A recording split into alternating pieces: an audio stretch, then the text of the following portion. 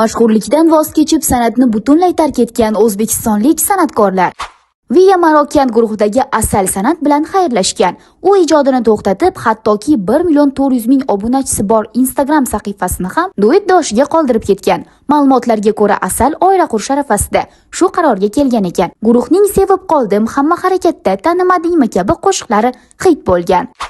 Xonanda va aktrisa Madina Mumtoz ham san'atni butunlay tark etgan. U turmush o'rtog'ining talabi bilan faqat ayollar ishtirok etadigan to'ylarda qo'shiq kuylardi. Ammo 1 yildan buyon bunday to'ylarda ham ishtirok etmayapti. Madina Mumtozning oshpazlik kurslari onlayn tarzda o'tsa-da, unga talab nihoyatda yuqori. Shu bilan birga uning Osiyo Sulton nomli kelin ko'ylaklari saloni bor.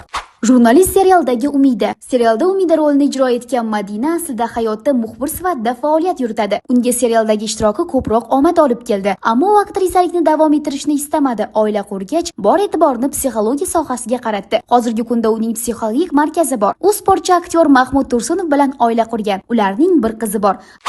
Vaqf xayriya jamoat fondi direktori Sardor Rahimxon ham sobiq xonanda. Uning asl ismi Sanjar Rahimov. U mashhurlik cho'qqisida san'atni tark etib, hayotida yangi burilish yasadi.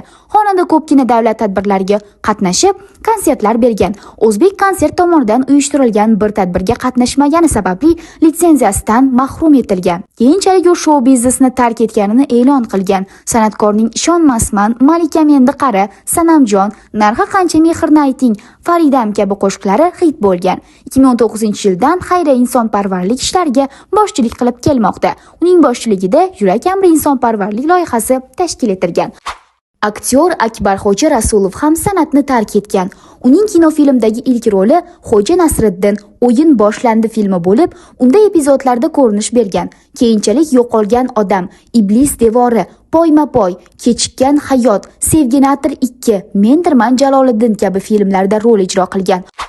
O'zbek Milliy akademik drama teatri aktrisasi Zilola G'ulomova ham mashhurlikdan voz kechib, oddiy hayotni tanlagan. Zilola G'ulomova 2019-yilda Jangovar qaynona teleserialida va 2021-yilda Ayol qasosi filmida bosh rollarda suratga tushdi. Shuningdek, Jumboq 2021, Telba oshiqlar 2019, Soddagina qiz 2013 kabi filmlarda ham rollar ijro etgan. Million kulgu jamoasining sobiq a'zosi Mirkomil Musayev bir vaqtlar o'zining sahnadagi hazil-mutoyibalari bilan tomoshabinlarning qalbini zabt etgan edi. Ammo u keyinchalik san'atdan chetga chiqib, sahnaga chiqishni to'xtatdi. Ayni paytda u shaxsiy hayotga ko'proq e'tibor qaratmoqda. Alisher Botirov ham Million kulgu jamoasining mashhur a'zolaridan biri bo'lgan. Uning aktyorlik mahorati ko'plab muxlislar tomonidan e'tirof etilgan, ammo u ham san'atni tark etgan.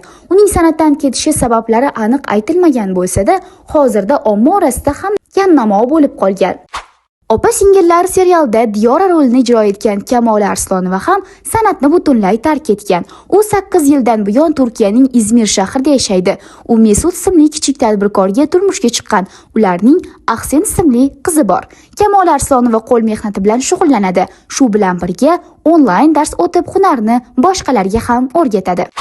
Xonanda Sardor Rahimxonning xayrli loyihalariga bosh qo'shgan hamkasbi Doston Ubaydullayev ham ko'p o'tmay san'atni butunlay tark etdi. Xonanda bilan bog'lanib, ba'zilar nimalar bilan bandligiga qiziqishgan, ammo u hech qanday tijorat ishi bilan shug'ullanmayotgani va ilm o'rganayotganini ma'lum qilgan. San'at olamida yulduz bo'lib ko'pchilikning e'tiborini qozongan san'atkor va ijodkorlarning ba'zilari mashhurlik cho'qqisida o'z faoliyatini to'xtatib, hayotning boshqa yo'llarini tanlagan. Ularning har biri o'z sabablariga ko'ra san'atdan voz kechgan. Video yoqqan bo'lsa, like bosib, yaqinlaringizga ulashib qo'ying. Bizni kuzatishda davom eting, chunki siz bilmagan sari xabarlar hali oldinda.